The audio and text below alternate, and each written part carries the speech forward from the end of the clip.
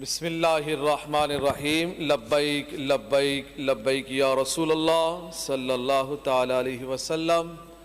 تاجدار ختم نبوت زندہ باد زندہ باد زندہ باد. جناب اسپیکر صاحب، یہ ایک خوش آئند بات کہ آج سندھ اسمبلی سے متفقہ طور پر یہ قرارداد پیش کیا جا رہا ہے اور پاس کیا جائے گا کہ سویڈن کے اندر قرآن پاک کی جس انداز میں، جس طریقے سے، جس سلیقے سے اور جس منصوبے سے بے حرمتی کی گئی، یقیناً یہ ایک مرتبہ پھر عالم اسلام کے حکمرانوں کے منہ پر ایک تماچا ہے، جو کہ گائے بگائے یہ عمل کیا جاتا ہے.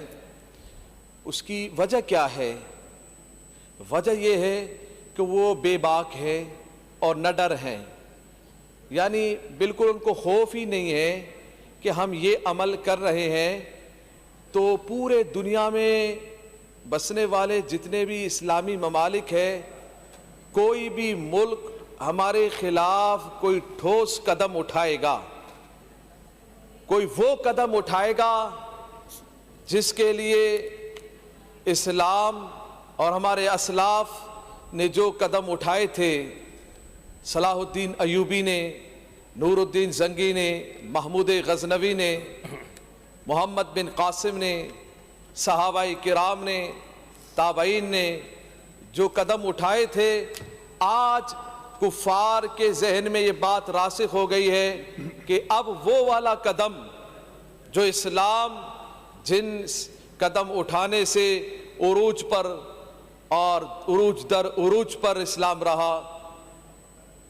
وہ قدم اٹھانے کے لیے اتنے کسی میں کوئی طاقت نہیں ہے. اب دیکھیں ہم کیا کر رہے ہیں، مذمت کر رہے ہیں.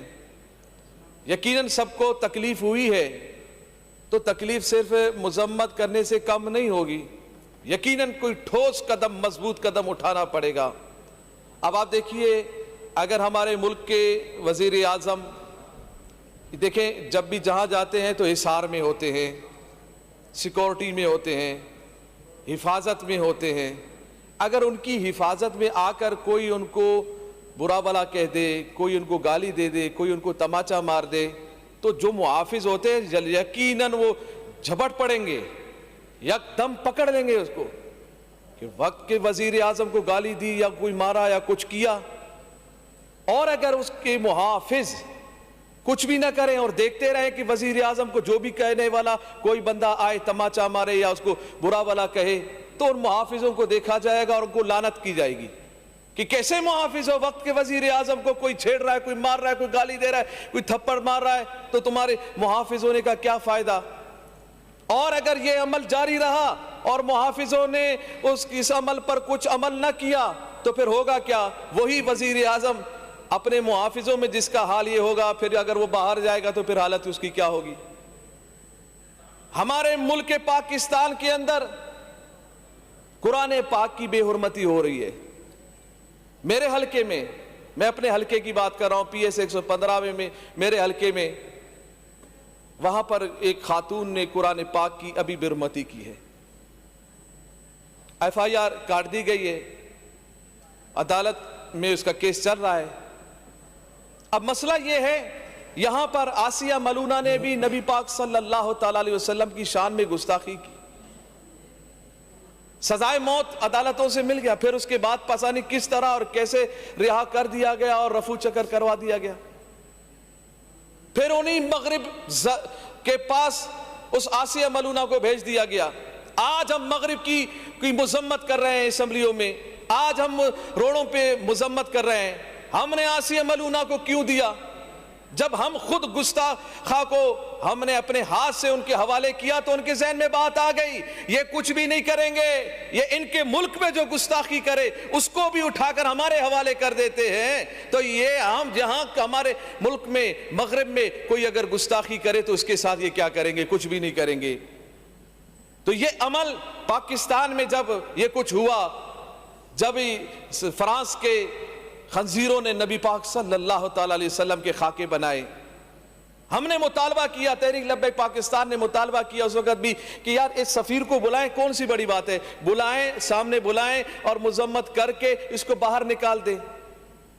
نہیں بات مانی گئی, اور اسی پاداش میں ہمارے 50 سے زائد لوگوں کو شہید کر دیا گیا, ہزاروں کو زخمی کر دیا گیا. جب آپ قرآن کے محافظین کو, دین اسلام کے محافظین کو جب آپ اپنے ملک میں ماریں گے, شہید کریں گے, ہتھکڑیاں لگائیں گے, مقدمات قائم کریں گے, جیل میں ڈالیں گے, آپ روڈوں پہ گھسیٹیں گے, تو پھر کیا ہوگا؟ پھر قرآن کی حفاظت کرنے والوں کے ساتھ جب یہ ہوگا تو مغرب تو بالکل پھر اس کو اور طاقت مل جائے گی. پھر یہی کچھ ہوگا جو آج کل ہو رہا ہے. اب آپ کیا کوئی یقین کے ساتھ کہہ سکتا ہے کہ مغرب پھر گستاخی نہیں کرے گا؟ پھر کیا, پھر ہم دوبارہ مذمت کریں گے کیا؟ معاذ اللہ پھر گستاخی ہوگی, پھر مذمت کریں گے, پھر گستاخی ہوگی, پھر مذمت کریں گے. بھئی حل کون نکالے گا؟ تمام اسلامی ممالک اس وقت بلائیں سویڈن کے سفیر کو اور سفارت خانے کو تالا لگائے, تجارتی تمام معاملات کو منقطع کر دیں. اب ہم دیکھیں کہ یہ ملک, وہ ملک, یہ ملک, کیوں ہم قدم اٹھائیں؟ ہم یہ مطالبہ کر رہے ہیں سندھ اسمبلی سے, شہباز شریف سے مطالبہ کر رہے ہیں, ہم بلاول بھٹو سے ہم مطالبہ کر رہے ہیں کہ آپ صاحب بیٹھیں, سر جوڑ کر بیٹھیں اور سفیر کو بلائیں اور سفارت خانے کو ایک مرتبہ تالا لگا دے. یار نہیں مریں گے ہم بھوک سے نہیں مریں گے. اگر کچھ ہو گیا تو ہم قرآن کی عظمت کے لیے ہم سب کچھ کرنے کو تیار ہیں, ہم قربانی دینے کو تیار ہیں, تمام پاکستانی قوم قربانی دینے کو تیار ہے. یہ جو روڈوں پہ نکلے ہیں یہ ہر طرح کی قربانی دینے کو تیار ہے. یہ اسمبلی میں جو موجود ہیں اپنے جذبات کا اظہار کر رہے ہیں, یہ بھی کہہ رہے ہیں کہ ہم قربانی دینے کو تیار ہیں, ہماری معیشت کو کچھ بھی نہیں ہوگا, ایک قدم ہمیں لازمی اٹھانا پڑے گا. اب آپ دیکھیں جناب اسپیکر صاحب, اگر ان کے کرنسی کو کوئی آگ لگائے, وہی ان کے ملک میں, یا ان کے کوئی سرکاری بلڈنگوں کو آگ لگا دے, تو اس کے لیے تو قانون موجود ہے, فوراً اس کو تو گرفتار کرتے ہیں. مگر جو قرآن پاک کی بے حرمتی کرے, قرآن پاک کو جلائے, اس کے لیے ان کے پاس کوئی قانون نہیں. ہمارے پاس قانون ہے, ہمارا آئین ہے, ہمارا قانون ہے.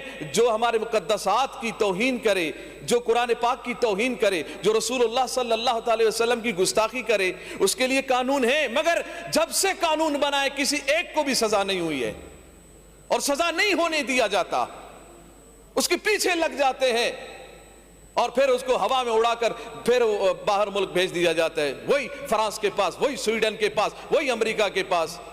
بس دعا ہماری یہ ہے اللہ تعالی ہمیں صلاح الدین ایوبی جیسی قوت عطا فرمائے, نور الدین زنگی جیسی قوت عطا فرمائے, جرأت و بہادری عطا فرمائے, ہمیں ممتاز حسین قادری جیسا عمل عطا فرمائے. اور یہ رکیں گے, یقین جانیے گا اسی طرح رکھیں گے. وجاہدوا فی سبیلہ لعلکم تفلحون, تم اللہ کی راہ میں جہاد کرو تو تم فلاح پاؤ گے. جب تک جہاد سے بھاگتے رہو گے اسی طرح در پردر ہوتے رہیں گے, اسی طرح خوار ہوتے رہیں گے, اور اسی طرح پریشان ہوتے رہیں گے. جہاد میں ہی فلاح ہے, جہاد میں ہی سکون ہے. کافروں کو جواب دینا ہے, 1400 سال سے لے کر آج تک اسی انداز میں جواب دیا گیا ہے, وہ جہاد ہے.